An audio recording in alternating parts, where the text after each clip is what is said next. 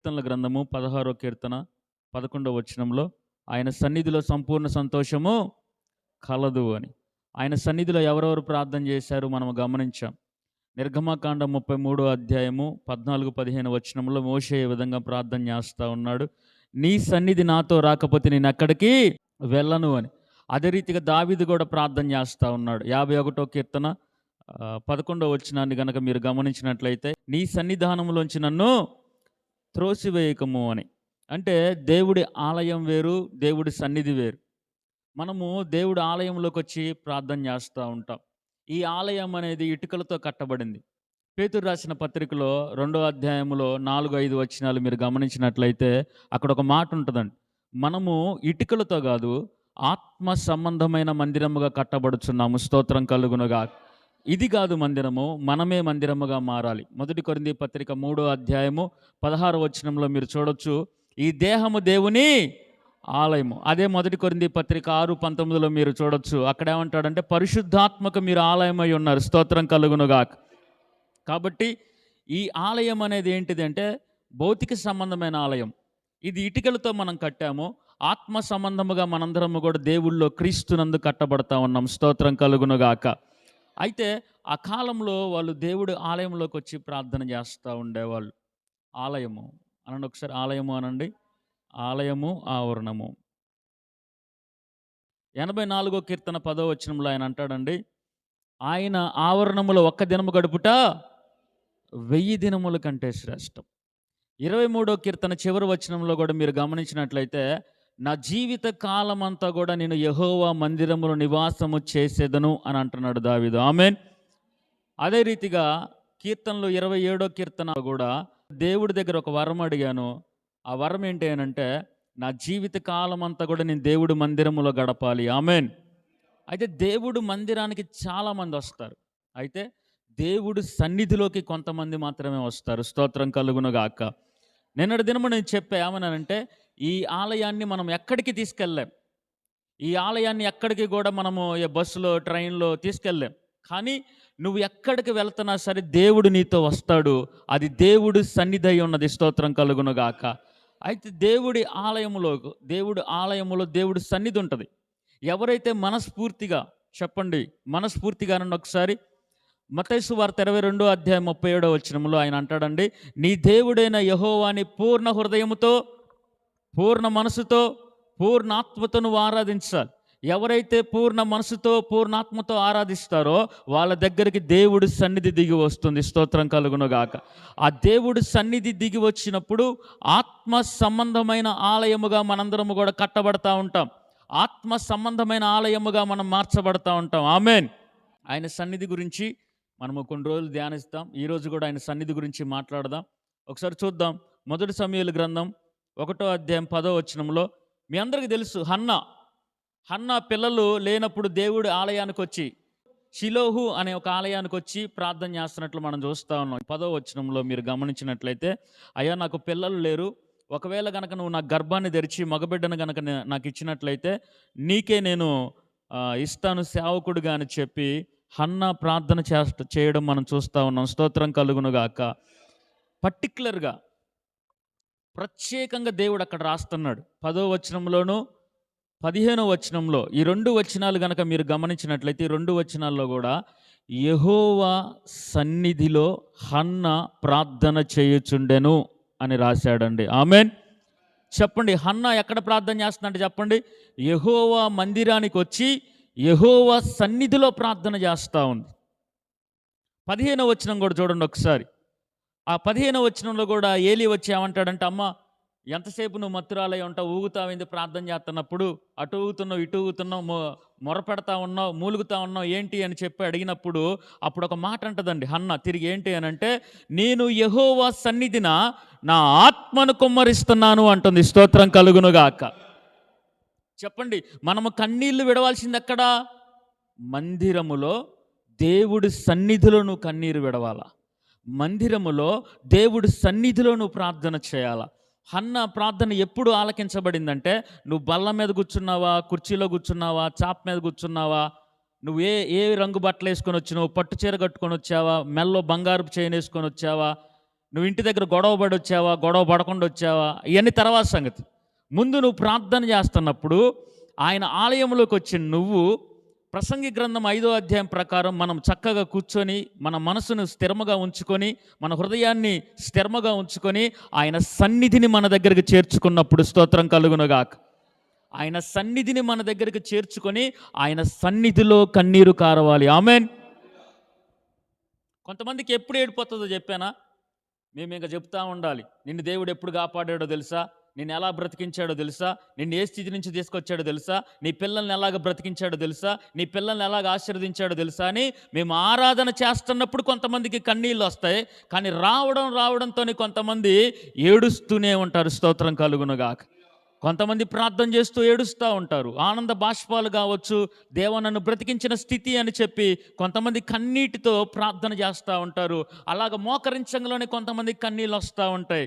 ఆరాధన చేస్తున్నప్పుడు కొంతమందికి కన్నీళ్ళు వస్తూ ఉంటాయి. వాక్యం చదువుతున్నప్పుడు, వాక్యం ధ్యానిస్తున్నప్పుడు హృదయం పగిలిపోతూ ఉంటుంది. అంటే పరిశుద్ధాత్మ శక్తి మన మీదకి వచ్చి దేవుడి సన్నిధి మన మీదకి వస్తూ ఉంది. స్తోత్రం కలుగునుగాక. చెప్పండి, ఎక్కడ నువ్వు కన్నీరు కార్చాలి? దేవుడి సన్నిధిలో. ఆమేనండి. ఒకసారి షిలోహు అనే ఆలయానికి వచ్చినప్పుడు అక్కడ 2 యవనస్తులు సేవకులు పిల్లలు పాపం చేస్తూ ఉన్నారు. మనమే దేవుడు ఆలయం, ఆలయములో పాపం జరుగుతూ ఉంది. కానీ ఆమె ఆలయంలోకి వెళ్ళి దేవుడి సన్నిధిలో ఉంటా ఉంది. స్తోత్రం కలుగునుగాక. ఆలయములో పాపం జరగచ్చు, కానీ ఆలయములో దేవుడి సన్నిధిలో పాపము జరగదు. ఆమేన్. ఆలయాలు పాపం చేస్తాయి. చెప్పండి ఒకసారి. ఆలయాలు పాపం చేస్తాయి. ఆలయాలు ఎవరు? మనమే. ఆలయాల్లోకి వచ్చి ఆలయాలు పాపం చేస్తూ ఉంటాయి. ఈ ఆలయాలు ఏ పాపం చేస్తున్నా సరే నువ్వే ఎక్కడ ప్రార్థన చేయాలి? దేవుడు సన్నిధిలో ప్రార్థన చేస్తున్నప్పుడు పక్కన వాళ్ళు ఎలాగున్నారు, వాళ్ళ క్యారెక్టర్ ఏంటి, వాళ్ళ ప్రవర్తన ఏంటి, ఆమె దొంగ లేకపోతే ఆయన దొంగ, వాడు బూతులు మాట్లాడేవాడా, దరిద్రుడా, లేకపోతే ఫలానా చెప్పి పక్కనున్న పాడైపోయిన ఆలయాల వైపు నువ్వు చూడమాక. హన్న దేవుడి మందిరానికి వచ్చి అక్కడ సేవకులు పిల్లలు పాపం చేస్తున్నప్పుడు, సేవకులు పిల్లలు మాత్రమే కాదు, వచ్చిన సంఘస్థులు పాపం చేస్తున్నప్పుడు ఆమె దేనికోసం వచ్చిందో దాని మీద మాత్రమే దృష్టి ఉంచింది. స్తోత్రం కలుగునుగాక. ఆలయములో సేవకుల పిల్లలు బాగలేదు, ఆలయములో సంఘస్థులు బాగలేదు, కానీ దేవుడి కార్యాన్ని పొందుకుంది. స్తోత్రం కలుగునుగాక. అంటే ఆమె కనుదృష్టి అంతా దేని మీద ఉంది? దేవుడి సన్నిధి మీద ఉంది. దేవుడి సన్నిధిని మోసుకొని వచ్చి దేవుడి మందిరములో, దేవుడి సన్నిధిలో ఆమె కన్నీరు విడుస్తూ ఉంది, ఆత్మను కుమ్మరిస్తూ ఉంది. దేవుడు ముయ్యబడిన గర్భాన్ని తెరిచాడు. స్తోత్రం కలుగునుగాక. నీకు నాకు ఎందుకు కార్యాలు జరగవంటే మనం వచ్చి పాడైపోయిన ఆలయాల వైపు చూస్తూ ఉంటాం. ఒకవేళ నిన్ను తీసుకెళ్ళి హన్న ప్రార్థన చేసిన మందిరంలో కూర్చోబెడితే సంఘస్థులు చూసావా ఎలాగున్నారో, సేవకులు పిల్లలు చూసావా ఎలాగున్నావో, ముసలోడు పట్టించుకోవట్లేదు, ఏం పట్టించుకోవట్లేదు అని చెప్పి వీళ్ళని తీర్పు తీర్చుకుంటూ వాళ్ళ గురించి మాట్లాడుకుంటూ అసలు మనకొచ్చిన సంగతి మర్చిపోతాం. అసలు మనం వచ్చిన సంగతి ఏంటి? హన్న దేనికోసం వచ్చింది? ఎవరికి తీర్పు తీర్చడానికి కాదు, ఎవరికి లెక్కలు కట్టడానికి కాదు, దేవుడు సన్నిధిలో తన ఆత్మను కుమ్మరించడానికి వచ్చింది. స్తోత్రం కలుగునుగాక.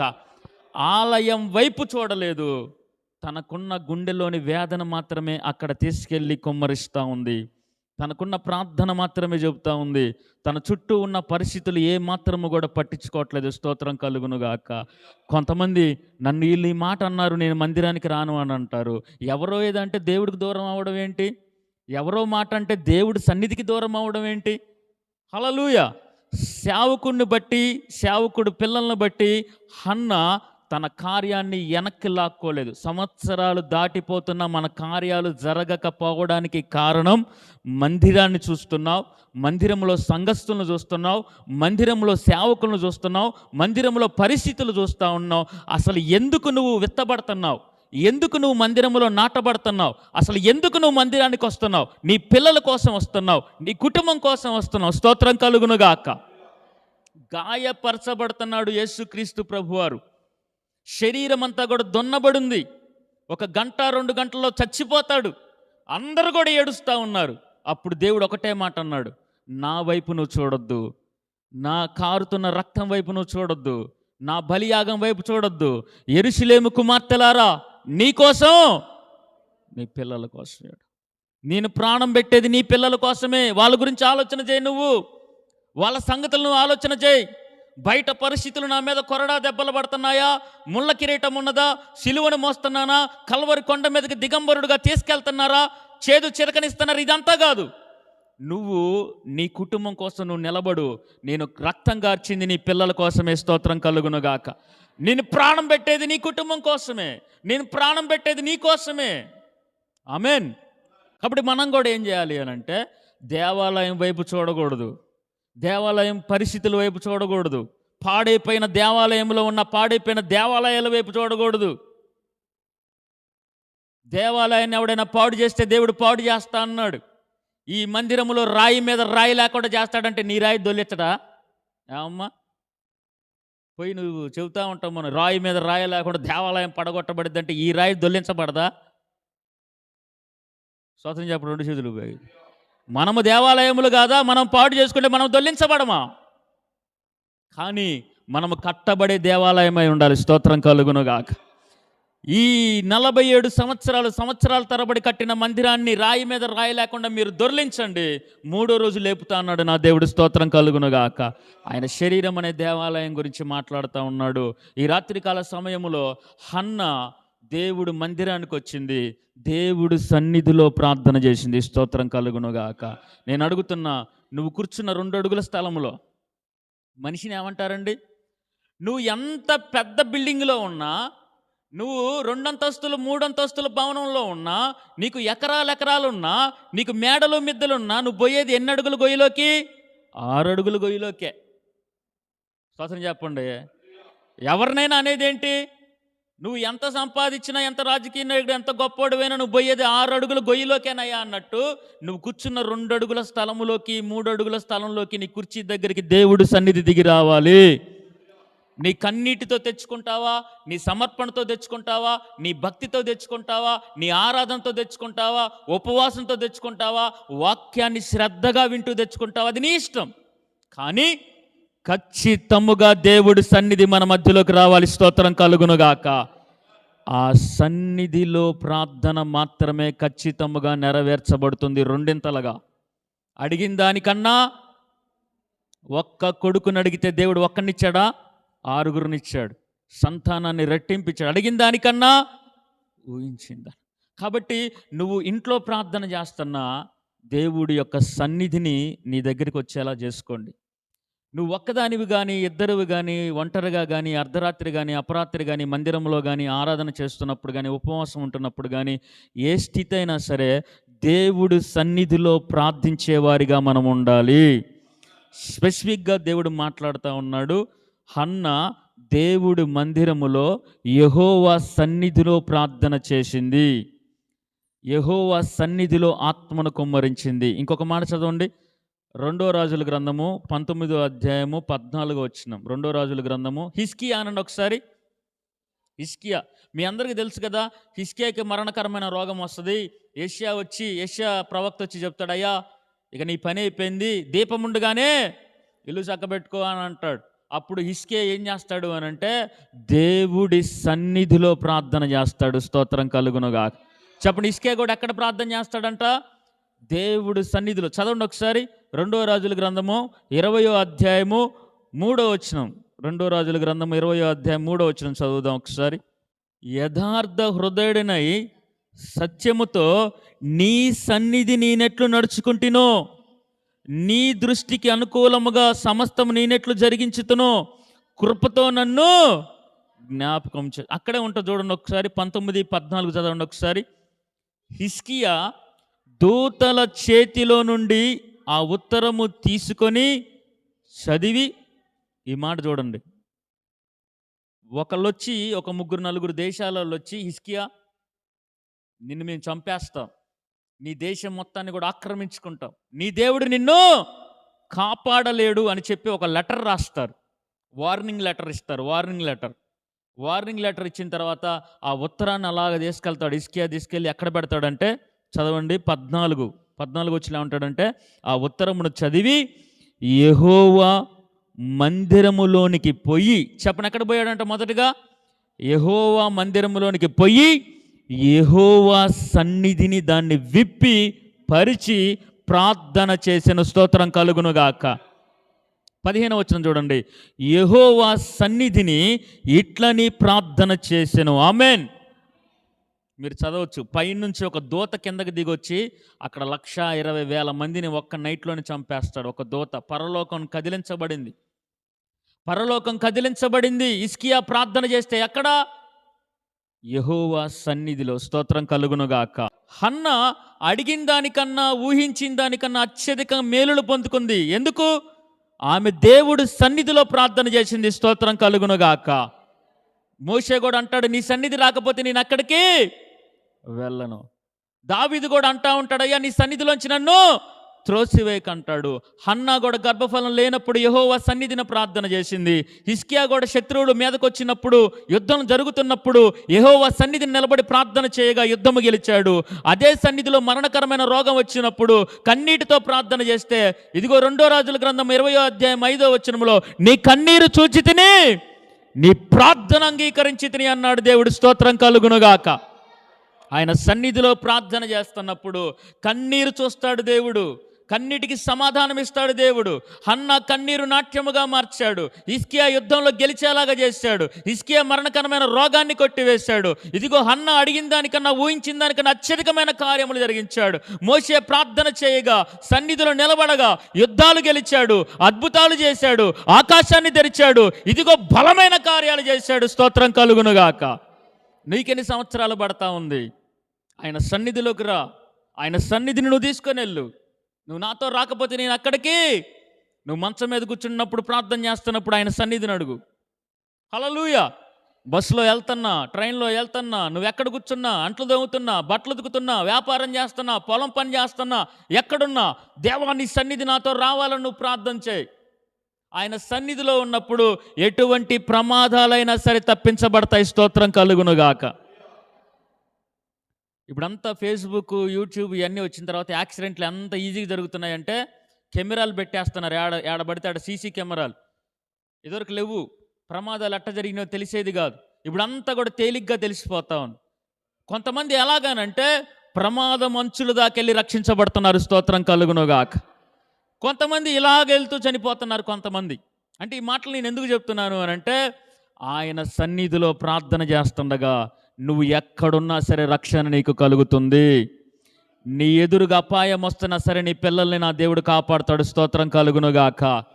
ప్రమాదమే ఎదురుగున్నా, మరణమే ఎదురుగా ఉన్నా, ఆపదలే ఎదురొచ్చినా, నీ కుడి పక్కన 10,000 మంది పడినా, ఎడం పక్కన 1000 మంది కూలినా అపాయము నీ దగ్గరికి రాదు. ఎప్పుడు? నువ్వు దేవుడి సన్నిధిలో ఉండాలా. బస్సులో వెళ్తున్నా క్షేమము రావాలి. పిల్లలు ఎక్కడుంటున్నా క్షేమము రావాలి. కాబట్టి మీరందరూ కూడా ఏదో ప్రార్థన చేస్తున్నావు అనంటే మందిరానికి వచ్చినా అదే ప్రార్థన, ఇంట్లో ఉన్న గంటలు గంటలు అదే ప్రార్థన. దేవుడు లేని ప్రార్థన నువ్వు ఎంత చేసినా అది శూన్యమే. సన్నిధితో ప్రార్థన చేయి. ఆ సన్నిధి అడిగిన దానికన్నా ఊహించిన దానికన్నా అత్యధికమైన కార్యాలు జరిగిస్తుంది. హల్లెలూయా. కానా వివాహములో దేవుడున్నాడు. అక్కడ ఏ కొరత లేదు.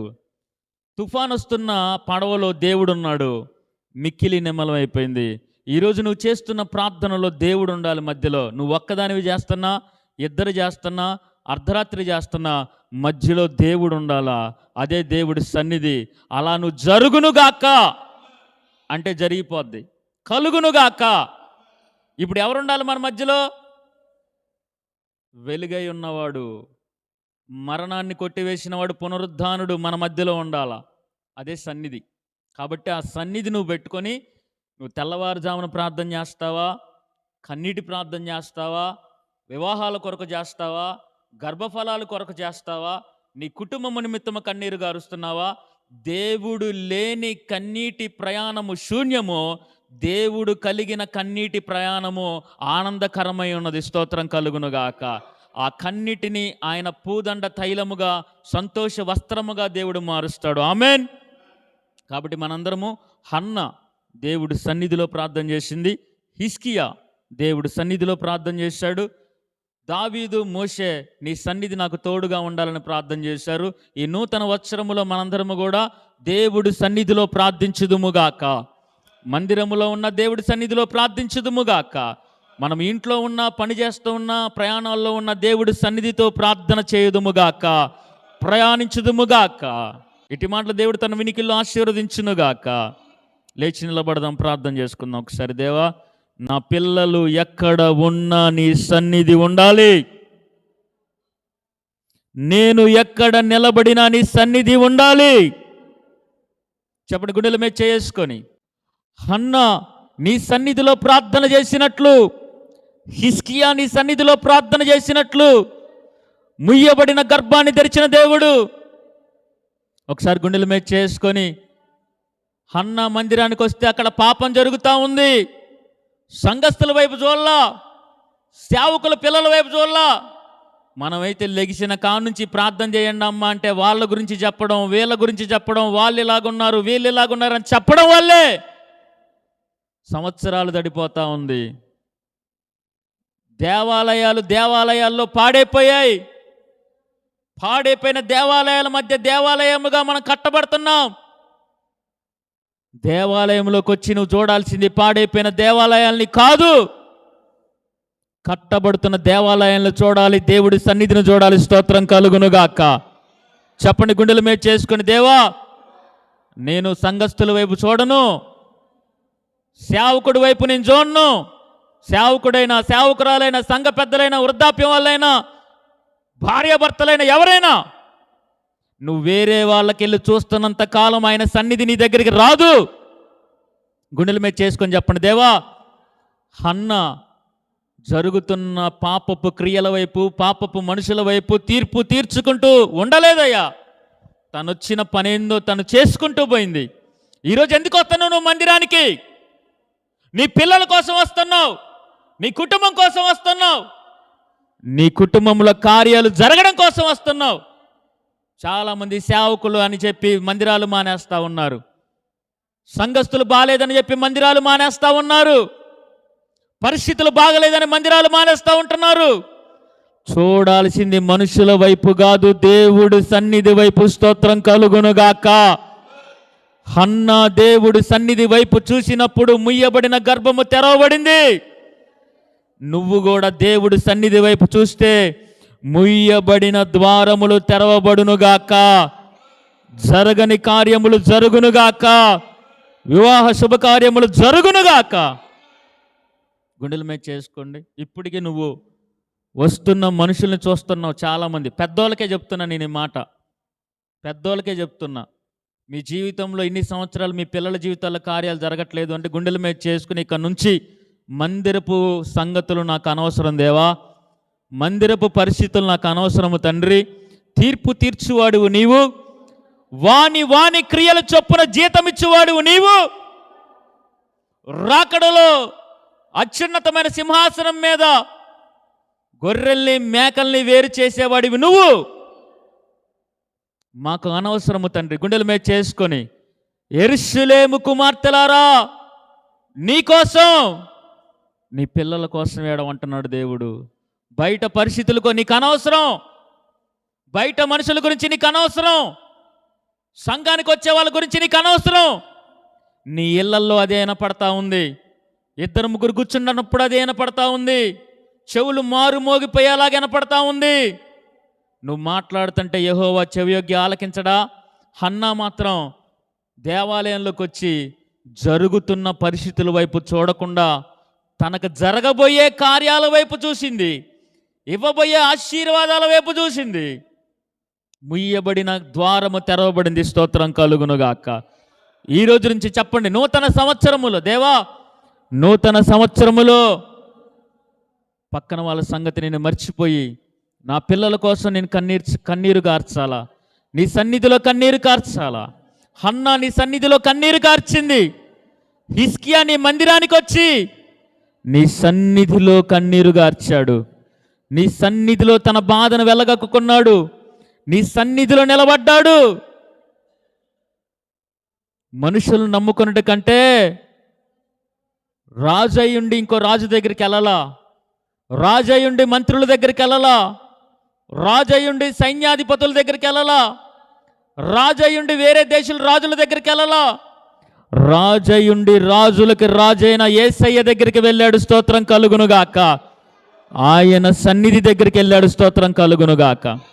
యేసయ్య, మేము కూడా మనుషుల దగ్గరికి వెళ్ళకుండా, అది మందిరమైనా, అది గృహమైనా, అది మేము ప్రార్థించే తెల్లవారుజామున ప్రార్థన అయినా, అర్ధరాత్రి ప్రార్థన అయినా, నీ సన్నిధి దగ్గరికి వచ్చే భాగ్యాన్ని మాకు దయచేయి. నీ సన్నిధిలో ప్రార్థించే భాగ్యాన్ని మాకు దయచేయి. మరణకరమైన రోగం దేవుడి సన్నిధిలో కొట్టివేయబడింది. ముయ్యబడిన ద్వారము దేవుడి సన్నిధిలో కొట్టివేయబడింది. దేవుడి సన్నిధి పరలోక రాజ్యాన్ని తెరిచింది. అయ్యా, మేము కూడా కదిలే ఆలయాలుగా మార్చబడుదుముగాక. దేవుడి సన్నిధి మనలోకి వచ్చే కృప కలుగునుగాక. ఆనాడు 2 కెరూబుల మధ్యలోకి దేవుడి సన్నిధి వచ్చింది. మందసం మీదకి దేవుడి సన్నిధి వచ్చింది. అతి పరిశుద్ధ స్థలంలోకి దేవుడు సన్నిధి వచ్చింది. మహిమ వచ్చింది. మనమే పరిశుద్ధ స్థలముగా మార్చబడుదుముగాక. మనమే మందసముగా మార్చబడుదుముగాక. మనమే బలిపీఠముగా మార్చబడుదుముగాక. ఆయన సన్నిధి మనలోకే వచ్చునుగాక. మనము ఎక్కడున్నా సరే అక్కడికి దేవుడి సన్నిధి దిగి వచ్చునుగాక. అది ఏ కష్ట సమయమైనా, ఏ క్లిష్ట సమయమైనా, అది హాస్పిటల్ అయినా, అది ప్రమాదకరమైన పరిస్థితి అయినా, అది కరోనా లాంటి తెగుళ్ళైనా, అది ఏదైనా మనలోనికి దేవుడు సన్నిధి దిగి వచ్చునుగాక. మనతో దేవుడి సన్నిధి నిలుచునుగాక. మనతో దేవుడి సన్నిధి ప్రయాణము చేయునుగాక. తండ్రి, ఎవరైతే అనారోగ్యంతో బాధపడుతున్నారో యేసుక్రీస్తు శక్తిగల నామంలో దేవా, గుండెల మీద చేసుకొని చెప్పండి. దేవా, మా మధ్యలో మీరున్నారయ్యా, నా పక్కన మీరున్నారయ్యా. నిజంగా నువ్వు నమ్మగలిగితే, నిజంగా నీ పక్కన దేవుడు ఉన్నాడు, నువ్వు ఎక్కడైనా ఉండు, లైవ్ వింటున్నా, నువ్వు ఎక్కడున్నా నీ పక్కన దేవుడు ఉన్నాడు నువ్వు నమ్మితే, నీ పిల్లల దగ్గరికి నా దేవుడు ఇప్పుడే వెళ్ళునుగాక. నీ పిల్లల్ని నా దేవుడు ఇప్పుడే తాకునుగాక. నీ కుటుంబాన్ని నా దేవుడు ఇప్పుడే తాకునుగాక. అనారోగ్యంతో ఉన్నవారిని నా దేవుడు ఇప్పుడే తాకునుగాక. స్వస్థత ఇప్పుడే కలుగునుగాక. గర్భఫలాలు ఇప్పుడే కలుగునుగాక. ముయ్యబడిన ద్వారములు తెరవబడునుగాక. నీ జీవితములో ఈ నెలలోనే ఒక అద్భుతమును చూచుదువుగాక. రేపే నువ్వు ఒక అద్భుతం చూచుదువుగాక. నీ కుమారుడు విషయంలో, కుమార్తె విషయంలో, నీ పిల్లల విషయంలో అద్భుతాలు జరుగునుగాక. కృప చూపించమని, సహాయమును దయచేయమని, విన్న వాక్యం మా హృదయంలో ముద్రించమని, ఏమరపాటుగా మేము ఉండకుండా వివేకము కలిగి ఇంటి దగ్గర కూడా నీ సన్నిధిలో ప్రార్థించే భాగ్యాన్ని మాకు దయచే. తెల్లవారుజామున ప్రార్థన అయినా, కన్నీటి ప్రార్థన అయినా, అది మోకరించి చేసినా, కూర్చొని చేసినా, పండుకొని ప్రార్థన చేస్తున్నా, నీ సన్నిధితో ప్రార్థించే భాగ్యం మాకు దయచేయమని ఈ ప్రార్థన మనవలన్నీ కూడా తండ్రి, దూర ప్రాంతాల్లో ఎవరైతే ఉంటున్నారో, బైకుల మీద, కారుల్లో, బస్సుల్లో, ట్రైనుల్లో, విమానాల్లో ఎక్కడ ప్రయాణం చేస్తున్నా యేసుక్రీస్తు నామములో అగ్ని ప్రాకారముల కంచె వేయబడునుగాక. ఆపదలు, అపాయములు, ప్రమాదములు, యాక్సిడెంట్లు, అకాల మరణాలు తప్పించబడునుగాక. ఎవరైతే కన్నీటితో ఉన్నారో కన్నీరు నాట్యముగా మార్చబడునుగాక. అప్పుల బాధల నుంచి విడుదల కలుగునుగాక. నీ కూతురు, నీ కొడుకు, నీ పిల్లల జీవితాలు అద్భుతాలు జరుగునుగాక. ఏకీభించిన ప్రతి ఒక్కరిని, వారి కుటుంబ సభ్యులు, లైవ్లో ఉన్న వారిని ప్రభు నీ చేతికి సమర్పించుకుంటూ ఈ ప్రార్థన మనవలన్నయు మా ప్రభువును, మా రక్షకుడు నజరుడైన యేసుక్రీస్తు నామములో అడిగి వేడుకుంటూ పొంది ఉన్నాము తండ్రి. మన తండ్రి అయిన దేవుడి ప్రేమ, ప్రభు అయిన యేసుక్రీస్తు కృప, పరిశుద్ధాత్ముడి కనున సహవాసము, సహాయము, సన్నిధి మనకును, మన కుటుంబాలకి, సమీపస్తుల, దూరస్తుల, రక్త సంబంధికులకి, అదే రీతిగా లైవ్లో ఉన్న బిడ్డలకి, గ్రామానికి, కట్టబోతున్న మందిరానికి, సకల పరిశుద్ధులకి సదాకాలము తోడే ఉండి నడిపించి కాచి కాపాడును గాక.